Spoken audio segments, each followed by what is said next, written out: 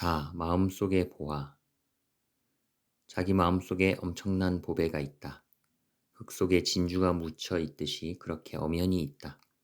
그러니 예금 통장에 수십억의 돈을 넣어둔 것과 같다. 뭐가 가난한가? 왜 없다 하는가? 내 마음에 엄청난 보배가 있음을 믿고 그것을 발견하려는 것이 이 한마음 공부이다. 이 공부만이 세상에서 가장 큰 공부다. 허공처럼 탁 트인 마음으로 싱그럽게 살면서 항상 자비심이 콸콸 넘치니 이보다 더한 공부는 없다. 누구나 열쇠를 가지고 있고 온 우주에 칠보가 가득 쌓여 있는 곳간을 가지고 있다.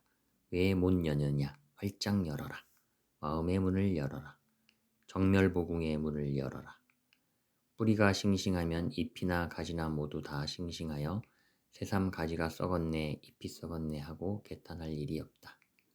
그와 마찬가지로 자기 마음으로부터 모든 것이 지어졌음을 알아 오로지 자기의 근본을 찾는다면 모든 것이 다 풀릴 것이다. 남에게 팔자 운명을 물어서 이러니 저러니 할 것도 없고 누구더러 고쳐달라고 할 것도 없다. 평생을 가난과 고통 속에서 어렵게 살았다 할지라도 더러는 즐거움도 있을 것이다. 중요한 것은 그렇게 살았다는 그 생각을 탁 털어버리고 지금이라도 넓은 마음으로 외롭고 고달팠던 평생을 바로잡는 데 있다. 그것은 얼마든지 되는 일이다. 마음만 크게 돌린다면 즉시로 되는 일이니 현실에 얽매인 좁은 생각에서 벗어나 영원한 세계를 살아보라. 천만금의 재화를 택하겠는가? 목숨을 택하겠는가? 천하를 덮는 명예를 택하겠는가? 진리의 기쁨을 택하겠는가? 천만금의 재화가 생명보다 귀할 수 없으니 갖기보다는 베푸는 일에 더 풍요로운 사람이 되어라. 자질구레한 금붙이나 귀금속 따위를 만지작거리며 희희낙낙하는 소인이 되지 말라. 등 뒤에서 무량광대한 참 보배가 지금 우리를 기다리고 있다. 진리의 기쁨이란 크고 커서 세상의 어떤 값진 것과도 비교할 수 없다. 제 아무리 천하를 뒤덮는 영예라 할지라도 진리의 기쁨 앞에서는 티끌에 불과하다. 도를 이루어 도인이 되려 함도 아니다. 내 마음 안에 있는 이 영원한 보배, 그 보배의 참 맛을 아는 이라면 도인이라 불리든 큰 스님이라 불리든 부처나 보살이라 불리든 무슨 상관이 있겠는가. 세간의 칭찬과 경배가 행복하게 하는 게 아니니 오직 마음의 샘, 진리의 맛만이 나의 목마름을 적셔줄 뿐이다. 전 우주와도 바꿀 수 없는 것이 딱 한 가지 있다면 그것은 마음이라는 크나큰 안식처뿐이다. 당장 물고기 한 마리가 아쉽더라도 먼저 잡는 법부터 배워야 평생의 양식이 부족하다. 내 근본을 그대로 손안에 쥐고 자제할 수 있게끔 하는 게 바로 이 불법 공부다. 유의 세계에서 큰일을 하는 사람들은 대개 한 분야를 10년이고 20년이고 외골수로 파고든 사람들이다. 그러니 그 오랜 세월의 각고가 얼마나 벅찬 일이었겠는가. 그렇지만 무위법의 공부는 따로 시간을 쪼개지 않더라도 생활하는 가운데 해나갈 수 있으니 한편 생각하기에 얼마나 쉬운 일인가. 그러면서도 그 공덕은 유의세계의 10년, 20년의 노력보다 훨씬 깊고 크고 복된 것이다. 참으로 다행스럽게도 불법 공부에는 일정하게 정해진 문도 없고 자격이 요구되지도 않는다.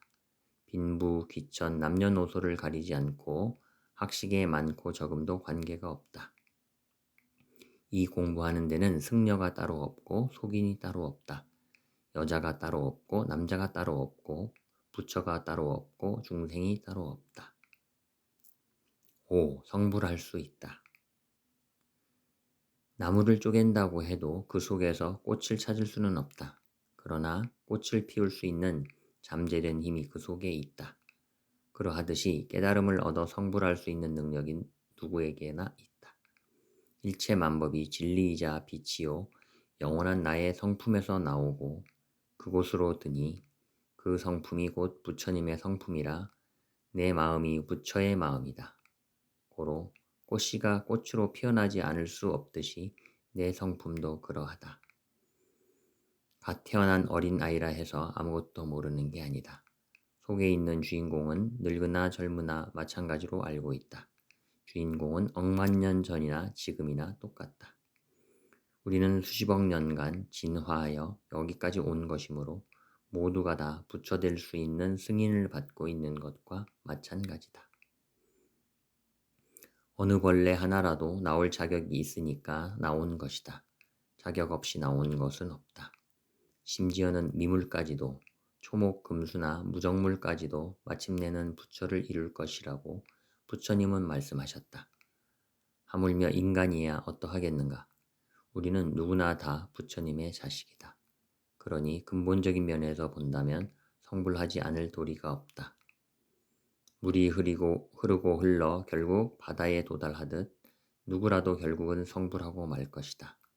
물이 흐르다가 갖가지 용도로 쓰여져 흐르지 못하고 다시 거슬러 가는 경우도 있지만 끝내는 바다에 이르듯이 인간의 마음도 탐심, 진심, 치심, 망심 따위로 가던 길을 멈추고 온갖 우여곡절을 겪겠지만 마음인 이상 결국은 성불의 바다에 이르고 말 것이다.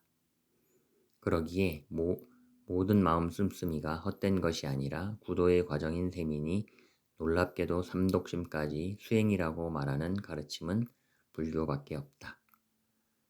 바다에 합류하는 물은 더럽든 깨끗하든 다만 물이라는 그 점 하나로 합류하는데 아무런 걸림이 없듯이 우리가 불법이라는 큰 바다에 들기 위해서는 다만 한 가지 마음이 있으면 그것으로 족하다.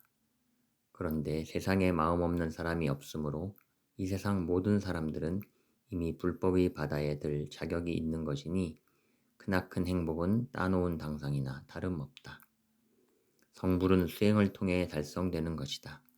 그리고 그런 수행은 인간의 몸을 받았을 때 비로소 가능하다. 물론 육취의 중생들도 모든 수행을 할 수 있겠지만 인간계야말로 그 중에서도 승진과 자천이 가장 무쌍한 곳이다. 고로 중생이 인간의 몸을 받는다는 게 너무나도 고마운 일이 아닐 수 없다. 인간의 몸을 받음으로써 우리는 비로소 수행다운 수행을 할 수 있고 성불이라는 존재 최후의 목표로 나아갈 수 있기 때문이다. 미륵이란 후일의 주인 될 사람을 말한다. 전체를 놓고 볼 때는 돌아가는 법리 자체가 부처이고 보살이라 내 안에 부처 보살이 다 있는 줄을 어느 때인가는 알게 되겠지만 당장은 모르므로 후일에 부처 될 사람을 미륵보살이라 이름한 것이다. 부처님께서 인연 없는 중생은 제도할 수 없다 하신 것은 인연이 없어서 없다 하는 게 아니라 미래의 인연이 도래할 것임을 말씀한 것이다. 지금은 해당되지 않는 어린애라는 의미이다.